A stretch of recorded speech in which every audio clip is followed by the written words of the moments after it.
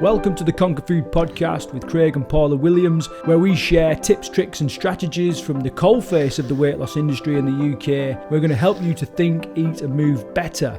Ultimately, we're going to help you finally gain control and conquer food.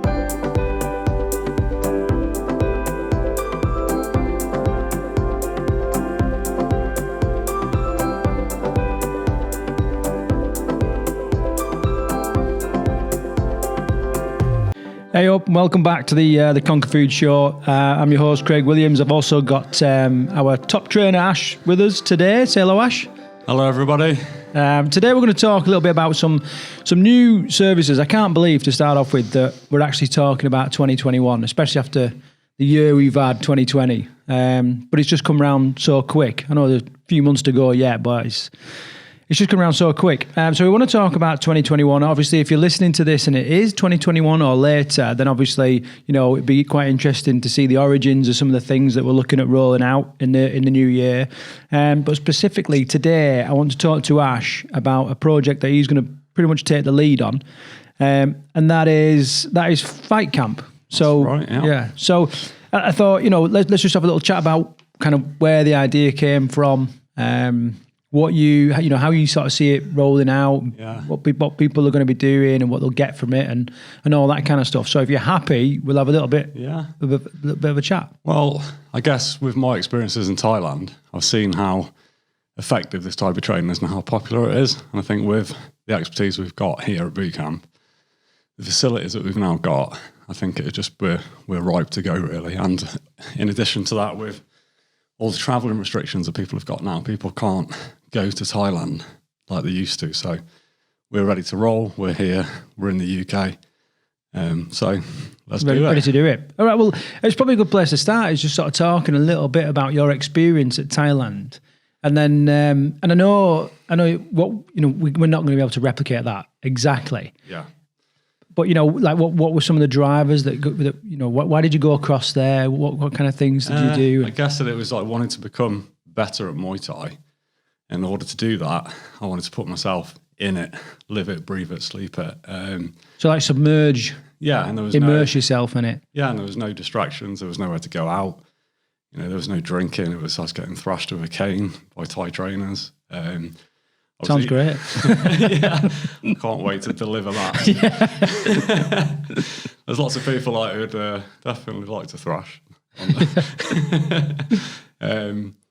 And it was my skill level just came on so much. But in addition to that, I got super fit without even thinking about the aspects of putting myself through exercise, because it was kind of, you disassociated from that a bit, if you like. It's kind of like playing squash and actually becoming very fit, but you don't think about the exercise, you think about the game, don't you, and the competitive nature of it, and you're learning. That's what I found with Muay Thai. When I arrived in Thailand, I think I was 85 kilo, and I left 69. Jay. And it wasn't my goal. I didn't have any aspirations to get leaner. How long did you do? Well, cumulative, I've done about 14 years. I went back every year for 14 years, and I had a real long run in one camp, and I mean, it was the hardest thing I've ever done in my life, because I was kind of like quite lost at the time. Tell the campus my story, but I was always one of the people that started something and never finished it. Kind of like a bit of a quitter, really. When it got tough, I kind of backed out. A great starter, not a great finisher. And I kind of, Muay Thai was something that I managed to. There was something there for me, and I thought this has grabbed me, and I haven't quit when the going got tough. I used to drive back from Rouge down the M54, sometimes throwing up on the hard shoulder because I was concussed from sparring with some of the best fighters in the country at the time, like Dean James, Damien Hood. His sister Carla Hood were like UK #1 at the time, and I was getting thrashed by them. And it was the best thing that ever happened to me, was to get beat, and beat a lot, And I found that I had so much growth personally, and I was like, yes, I've something here. So I went back home to my girlfriend and I said, I'm leaving. I'm going to Thailand. And she also thought, he's not going to follow through with it, before he's tried this, he's tried that. And I did. I went to Thailand, and I stayed. So is Thailand like the spiritual home of Muay Thai? Yeah. And as because I generally don't know, what is the difference, like Muay Thai compared to like kickboxing or, you know? Kickboxing's traditionally American, and Muay Thai is from Thailand. That's their national sport. It's not actually classed as a martial art there. It's a sport. There's no gradings, nothing like that. It's you fight.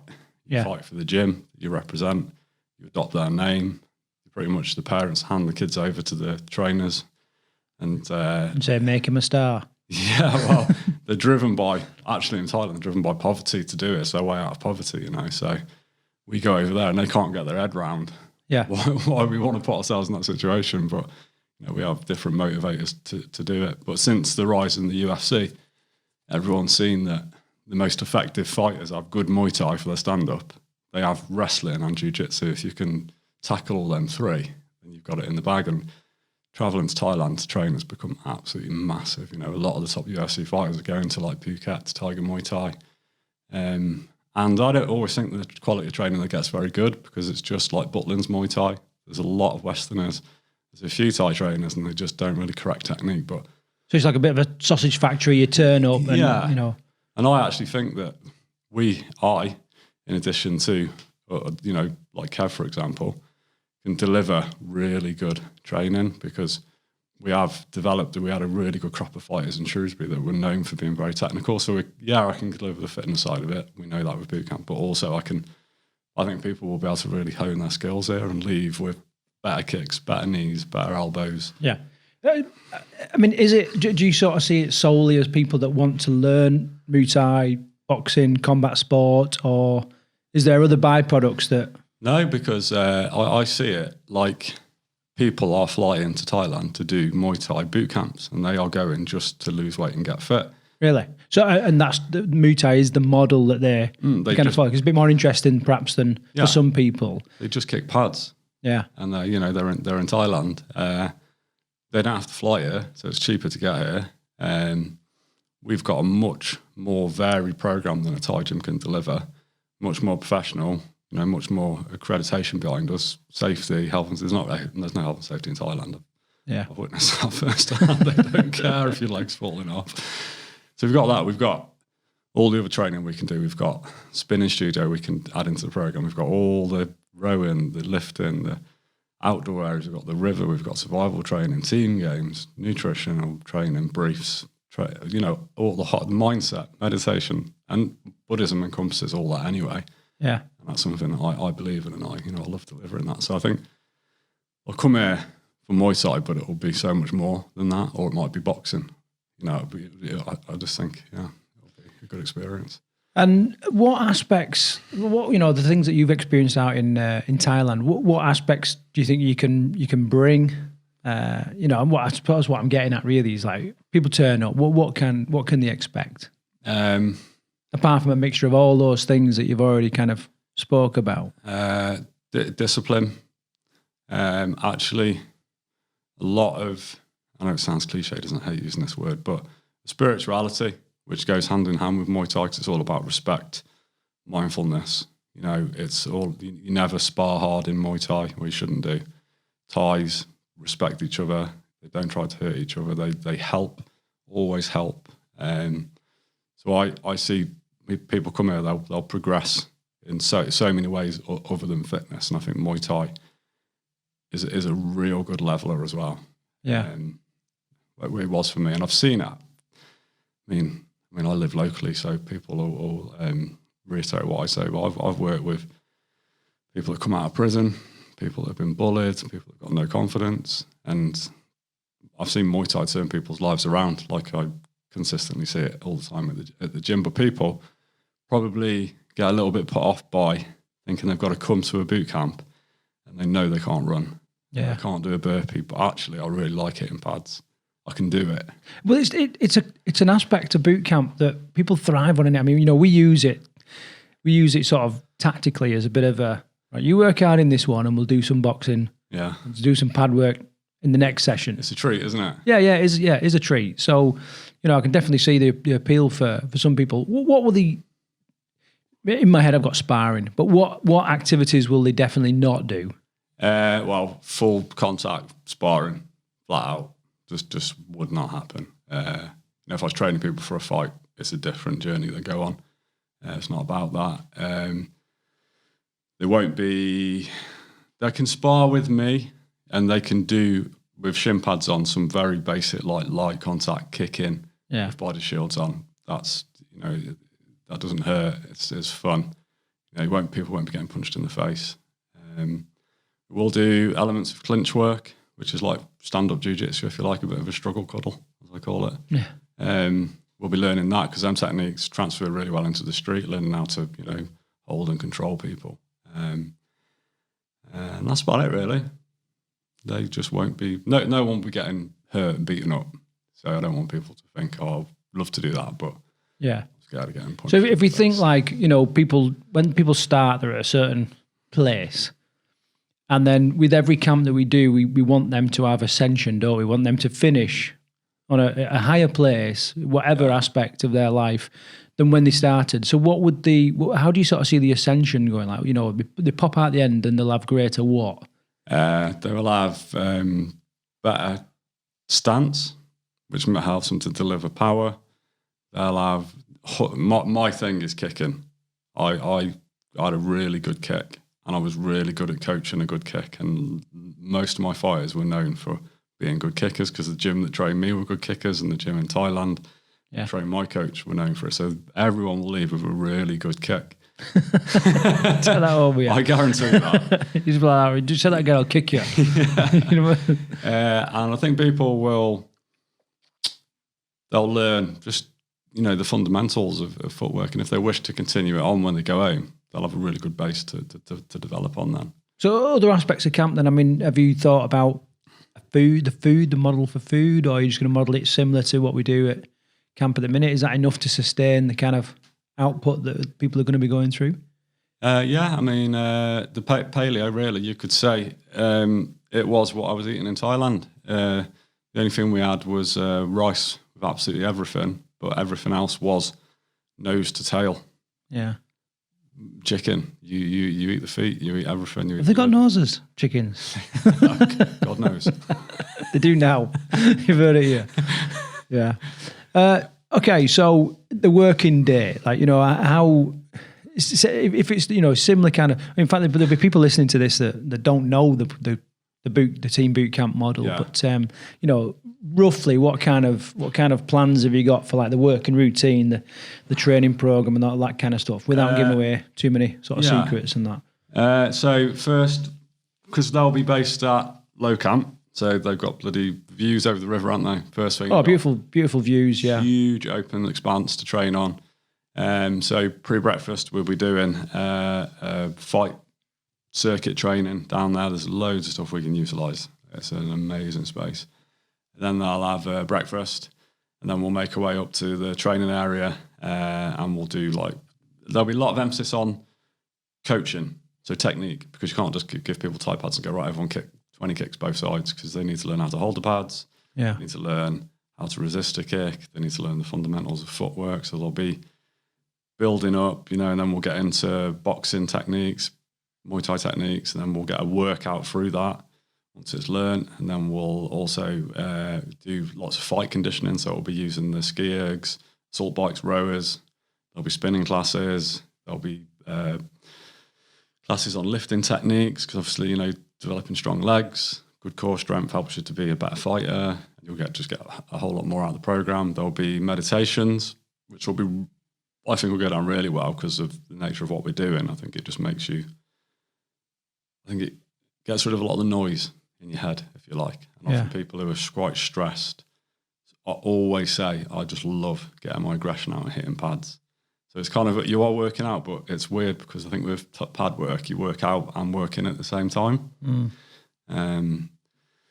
So yeah, well, again, without giving too much away, that's everything that will be thrown in addition to a lot of mobility, stretching, and then that'll run through the week. People that come to camp will probably have a bit of an understanding of how it might look with, the pad work and stuff thrown into it as well. Do you see it, like, if we offer it up to like the current team boot camp model? Yeah. Would you say it's like another level? Because, obviously we're going to focus more on technique, and we can't always do that at boot camp. And, sometimes we're very restricted on what movements we can actually do. And, because the level that people arrive at Do you think it's a next level up, or it doesn't necessarily need to be? Or? No, I think it will be a lot more sustained, higher intensity type training. I think there'll be less niggles. Obviously, tire flip and things like that, we all know that it can find people out sometimes. Yeah. You do get niggles from training. I'm pretty much always injured. You don't tend to get those sort of injuries from pad work and from Muay Thai and boxing, which I think is a big go for a lot of people. Because some people, I've seen people with horrific mobility get an amazing workout of pad work, and that kind of excites me a bit. So I see the intensity, maybe short, sharper intensity type training, less injuries, and I want to say better results, because I think the weight loss will be better. I do, because it's a strong show. I've done it, and I've been there, and I've taken it, and I've put on 3 shows in Shrewsbury now, and I've trained for fights myself, and I've never ever come across anything that cuts you like pad work, Muay Thai. I've never seen anything give you the aesthetic physique that Muay Thai gives you, because it's so all over body. The kick in, the knee in, the elbow in, everything has to work, and it just rips away your body fat, and you just get this. You only have to look at the fighters in the UFC, don't you? They're just ripped. Not saying that's why you should do it, but there's no doubt that the intensity of it. I mean, there's a Hanifa camp in there. She had a run of Muay Thai when she came back to camp. But after she left camp, she got the bug from here, because we deliver. Pre the situation, we were delivering Muay Thai. So she got the bug, went away, did Muay Thai, come back, and I was like, Jesus Christ, changed the weight off her. She looked great. So I think it will be fun, intense, and accessible to a large demographic of people. I don't think anyone's got anything to be worried about, regardless of where they are with their ability. Do you see it as a life skill? Yeah, I do, yeah. As in, you're on the streets, and you just having that little bit of confidence that actually I can handle myself. Yeah, if something went wrong, I can, I can strike, I can, not that we dread to think anybody would ever be in that situation, but it happens, Yeah, and it's, it's like people learning to swim, so it's a life skill, because you might fall in the water one day. Well, you're late at night, and if someone jumps on you or whatever, it could well be a life skill. But big time, yeah. Definitely, and gives people more confidence. And I think sometimes when you walk about a bit more confident, you have your head high, you just naturally are less of a victim, I think. How do you balance out, or how do you think you're going to balance out like the controlled aggression in the sessions, and then sort of calming down and getting on with your campmates? You know what I mean? How, having done I did sustained boxing on the boxing squad for a bit, you know what I mean? And afterwards you kind of hyped up, and apart from the fact you're knackered, but you're kind of used to hitting things and all that. I mean, how do you think you're going to? I suppose that's what meditation will do, is it? Yeah, and I think, again, it's a great leveler. I think it's really good to be humbled, realise actually you're not that as hard as you think you are sometimes, Yeah. And I think that's really good for people to kind of keep their ego in check. I think people will be too knackered. And then meditation, things like that. And the fact with the place they're going to be, I think it just makes you calm, doesn't it? Especially being near water. Yeah. So obviously we had a bit of a chat yesterday about, we tried to, we scripted some, we put some dates and that together. Yeah. We were kind of thinking that, we'd launch every other month, have one camp every other month, and see how it works out. Yeah. So if you are kind of listening to this and you're kind of thinking, well, that sounds right up my Strasser, I'll, I want to learn a little bit more. Well, obviously we're still kind of putting the, fine tuning and all that kind of stuff, but we are looking at one camp a month starting from February next year. I say February because Paul has already got like a spiritual stroke juicing retreat planned for January. And we're kind of thinking, we'll get it into February.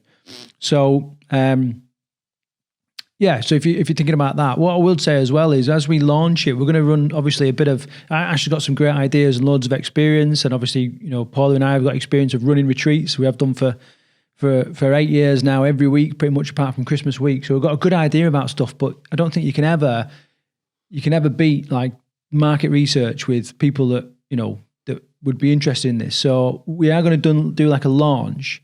And if you help us with our little bit of market research, answer a couple of questionnaires, a couple of questions, something really simple. We just want to get a fix for what you want as well as what we think you will want. We are going to sort of offer a bit of a discount on that. Obviously, if you listen to this in the future, you've kind of missed the boat on that. I apologise for that, but we should have listened faster. No, I'm only kidding. But yeah, so that's kind of what's coming up. Ash, if you can, just a sort of general chat. How excited about this are you, and the people that you've spoken to before and have actually requested this, suggested this? Like, how excited are they about it all? Really, really excited. I know that I know a lot of campers that have been asking for this. I might have planted the seed a while ago. Yeah, but I never get anything other than, oh my God, that would be amazing. There's nothing I know of like this in the UK.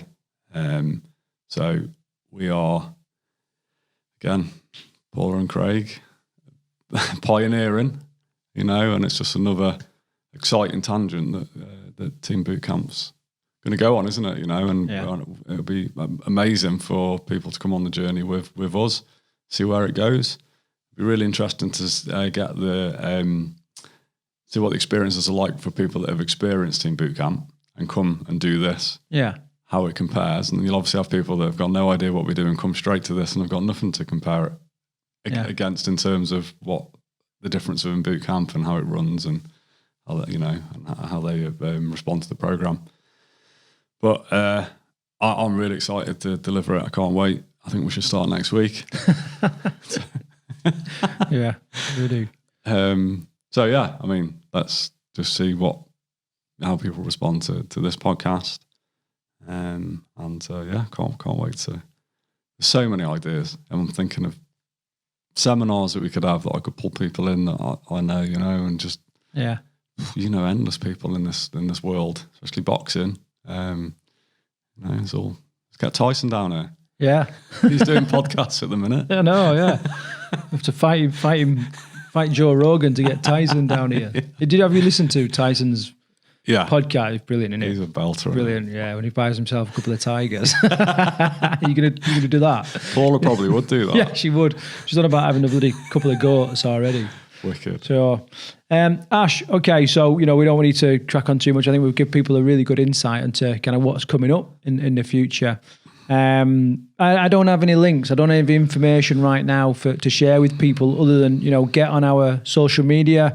You can search for us on Facebook, Instagram. I'll put links below this podcast in whatever platform you're listening to it on, where you can kind of keep an eye on our socials, and we'll put up updates, and the links for sort of the questionnaires and the market research will be coming in the next week or two. So look out for that and get involved. If you want a bit of a discount, a bit of money off for the first couple of retreats, first couple of fight camps, and that kind of stuff. And get talking to your mates about it, because Bootcamp shared is a real good experience. So to do that. Any kind of afterburners, Ash? It was beak to tail. Beak to tail. I realised what I said as we were talking. I'm like, nose to tail of a chicken. What the hell? That's too many punches to the head, that. That is, yeah. Nose to tail and a cow, I think, isn't it? Right. So we're going to duck off. If you like this podcast and you want to learn more, then please subscribe on whatever platform you're listening to us on. And as well as that, if you leave us a review, it really helps. It helps people find us, and we do lots of podcasts on weight loss and inspirational stories and fitness, health, that kind of stuff. So share it with people that'll need it, and it also lets us know that we're kind of on the right track. So it really helps.